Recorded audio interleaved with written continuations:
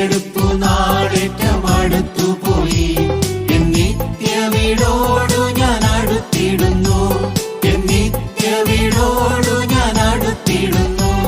നിമിഷം തോറും ജീവൽ പ്രത്യാശയാൽ, നിമിഷം തോറും ജീവൽ പ്രത്യാശയാൽ നാളുകൾ കഴിച്ചിടും ഞാൻ ഈ മരുവിൽ, നാളുകൾ കഴിച്ചിടും ഞാൻ ഈ മരുവിൽ. എൻ വീണ്ടെടുപ്പു നാളേറ്റം അടുത്തുപോയി. എൻ നിത്യ വീടോടു ഞാൻ അടുത്തിടുന്നു, എൻ നിത്യ വീടോടു ഞാൻ അടുത്തിടുന്നു. വേഗം വരുന്ന നമ്മളുടെ കർത്താവായ യേശുക്രിസ്തുവിൻ്റെ ധന്യനാമത്തിൽ എല്ലാവർക്കും സ്നേഹവന്ദനം. ജോലിസ്ഥലങ്ങളിലും വ്യാപാര ഇടങ്ങളിലും സഭകളിലും ഭവനങ്ങളിൽ പോലും നീതി നിഷേധിക്കപ്പെടുന്ന ഒരു കാലത്താണ് നാം ജീവിക്കുന്നത്. നമ്മിൽ പലരും നീതി ലഭിക്കാത്തവരായിരിക്കാം. മറ്റു പലർക്കും ലഭിക്കേണ്ട നീതി നാം ഇല്ലാതാക്കിയവരും ആയിരിക്കാം. നീതി കിട്ടാതെ നമ്മിൽ പലർക്കും സമാധാനം നഷ്ടപ്പെട്ടിരിക്കാം. നീതി നൽകാതെ പലർക്കും ലഭിക്കേണ്ട സമാധാനം നാം നിഷേധിച്ചവരും ആയിരിക്കാം. നമുക്കെല്ലാവർക്കും നീതി ലഭിക്കണമെന്നും നാം എല്ലാവരും നീതിമാന്മാർ ആയിരിക്കണം എന്നും കർത്താവ് ആഗ്രഹിക്കുന്നു. എന്തുകൊണ്ടെന്നാൽ കർത്താവ് നീതിമാൻ ആയിരുന്നു. യേശുവിനെ ക്രൂശ് വിധിച്ച പീലാത്തോസ് യേശുവിനെ നീതിമാൻ എന്നാണ് പറഞ്ഞത്.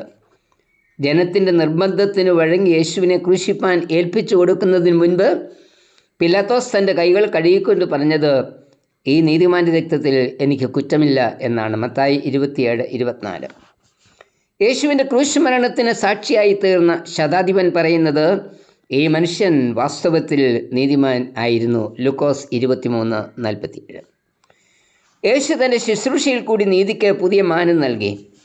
നീതിപ്രവൃത്തികളിൽ കൂടി മാത്രം നീതിമാനാകയില്ല എന്നും അതോടൊപ്പം മാനസാന്തരവും ആവശ്യമാണ് എന്ന് പരീശൻ്റെയും ചുങ്കക്കാരൻ്റെയും പ്രാർത്ഥനയെ ഓർപ്പിച്ചും കർത്താവ് പഠിപ്പിച്ചു. ലൂക്കോസ് 18:9-14 വരെ. കർത്താവ് പറയുന്നത്, നന്മ പ്രവൃത്തികൾ ചെയ്ത് നീതിമാനാകുവാൻ ശ്രമിച്ച പരീശനല്ല, പിന്നെയോ മാനസാന്തരപ്പെട്ട ചുങ്കക്കാരനാണ് നീതിമാനായത് എന്ന. ലൂക്കോസ് 18:14. നീതിപ്രവൃത്തികൾ ചെയ്യുന്നതോടൊപ്പം നീതിമാനാകുവാൻ പാപമോചനവും ആവശ്യമാണ്.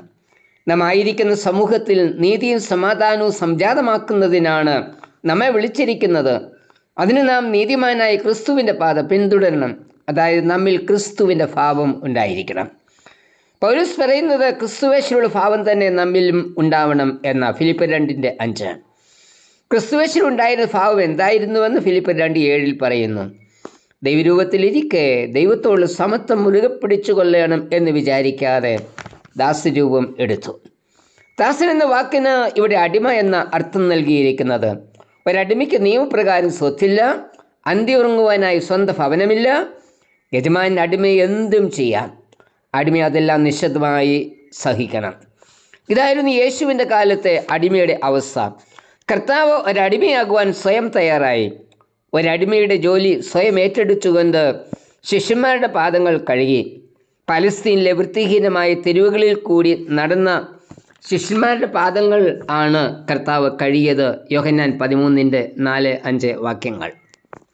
യോഹന്നാൻ 13:3 വായിക്കുന്നത്, പിതാവ് സകലവും തൻ്റെ കയ്യിൽ തന്നിരിക്കുന്നു എന്നും താൻ ദൈവത്തിൻ്റെ അടുക്കൽ നിന്ന് വന്ന് ദൈവത്തിൻ്റെ അടുക്കൽ പോകുന്നു എന്നും യേശു അറിഞ്ഞിരിക്കെ അത്താഴത്തിൽ എഴുന്നേറ്റ് വസ്ത്രം ഊരിവെച്ച് ഒരു തുവർത്തെടുത്ത് അരയിൽ ചുറ്റി ഒരു പാത്രത്തിൽ വെള്ളം പകർന്ന് ശിഷ്യന്മാരുടെ കാൽ കഴുകുവാനും അരയിൽ ചുറ്റിന് തുണി കൊണ്ട് തോർത്തുവാനും തുടങ്ങി. ഒരു നീതിമാനാകുവാൻ ഒന്നാമത് യേശു സ്വീകരിച്ച ഈ ദാസസ്വഭാവം നമ്മിൽ ഉണ്ടാവണം. യേശുവിൽ ഉണ്ടായിരുന്ന വേറൊരു ഭാവമാണ് സ്നേഹം. യേശു തൻ്റെ ശത്രുക്കളെ പോലും സ്നേഹിച്ചു. കർത്താവ് നമ്മോട് പറയുന്നത്, ഞാൻ നിങ്ങളെ സ്നേഹിച്ചതുപോലെ നിങ്ങളും തമ്മിൽ സ്നേഹിക്കണം എന്നാണ്. യേശു എങ്ങനെയാണ് നമ്മെ സ്നേഹിച്ചത്? ജീവൻ പോലും നൽകിയ യേശു നമ്മെ സ്നേഹിച്ചത്. യേശു നന്ദികെട്ടവരെയും ചതിയന്മാരെയും സ്നേഹിച്ചു. ശിഷ്യന്മാരുടെ കാൽ കഴുകിയ കൂട്ടത്തിൽ യൂദയുടെയും കാൽ കഴുകി. യൂദ തന്നെ ഒറ്റക്കൊടുക്കുമെന്ന് അറിഞ്ഞുകൊണ്ട് തന്നെയാണ് യൂദയുടെ കാൽ കഴുകിയത്. യോഹന്നാൻ 13:21-26 വാക്യങ്ങൾ. ഏതാനും മണിക്കൂറുകൾക്ക് മുൻപ് തന്നെ ഒറ്റക്കൊടുപ്പാൻ അച്ചാരം വാങ്ങിയ യൂദയുടെ കാൽ യാതൊരു ഭാവഭേദവും കൂടാതെയാ യേശു കഴുകി തുളച്ചത്.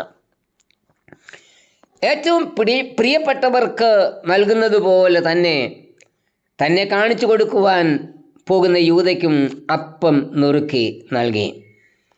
തന്നിലുണ്ടായിരുന്ന ദൈവസ്നേഹത്തിൻ്റെ പ്രകടനമായിരുന്നു അത്. സ്നേഹം ദീർഘമായി ക്ഷമിക്കുന്നു, സ്നേഹം ദോഷം കണക്കിടുന്നില്ല. അതെ, ദൈവം നമ്മെ ഇങ്ങനെ സ്നേഹിച്ചുവെങ്കിൽ നാമും അന്യോന്യം സ്നേഹിക്കേണ്ടതല്ലേ? 1 യോഹന്നാൻ 4:11. നാം സ്നേഹിക്കേണ്ടത് വാക്കിനാലും നാവിനാലുമല്ല, പ്രവൃത്തിയിലും സത്യത്തിലുമാ സ്നേഹിക്കേണ്ടത്. 1 യോഹന്നാൻ 3:18. സ്നേഹിക്കാത്തവൻ ദൈവത്തെ അറിഞ്ഞിട്ടേ ഇല്ല. 1 യോഹന്നാൻ 4:8. കർത്താവിൻ്റെ സ്നേഹം എന്ന ഭാവം ധരിച്ച് കർത്താവിൻ്റെ സന്തോഷം നമുക്ക് പൂർണ്ണമാക്കാം. ഫിലിപ്പിയർ 2:2. സഭയുടെ നാഥനായ ക്രിസ്തുവിൻ്റെ അനുഗാമികൾ എന്ന് അഭിമാനിക്കുന്ന നാം യജമാന്മാരായിട്ടല്ലേ പ്രവർത്തിക്കുന്നത്? പകയും വിരോധവും വെച്ചു പുലർത്തി സഹോദരനെതിരായി തിന്മ പ്രവർത്തിക്കുന്ന വിശ്വാസികളായി നാം തീർന്നിരിക്കുന്നു. തൽഫലമായിട്ടല്ലേ സമൂഹത്തിൽ അനീതി വർദ്ധിച്ച് സമാധാനം നഷ്ടപ്പെട്ടിരിക്കുന്നത്? ദാസവേഷമെടുത്ത് സ്നേഹത്തിൻ്റെ ശുശ്രൂഷ നിർവഹിച്ച യേശുവിൻ്റെ ഭാവം അതല്ലേ നാം ധരിക്കേണ്ടത്? അപ്പോൾ മാത്രമേ കർത്താവിൻ്റെ സന്തോഷം പൂർണ്ണമാകൂ. കർത്താവേ, യജമാനാകുവാനല്ല, ദാസനാകുവാൻ, വെറുക്കുവാനല്ല, സ്നേഹിക്കുവാൻ, അതിൽ കൂടി നിൻ്റെ സന്തോഷം പൂർണ്ണമാക്കുവാൻ എന്നെയും ഉപയോഗിക്കണമേ. ആമേൻ. മാറാജലം ഞാൻ കുടിച്ചിടിലും, മാറാജലം ഞാൻ കുടിച്ചിടിലും, കൈപ്പേറിയ ദിനമെന്നെ എതിരേറ്റാലും, കൈപ്പേറിയ ദിനമെന്നെ എതിരേറ്റാലും, മാധുര്യമേറിടുന്ന നിൻ വചനം, മാധുര്യമേറിടുന്ന നിൻ വചനം, എന്നാവിനവ അതിമധുരം തന്നെ.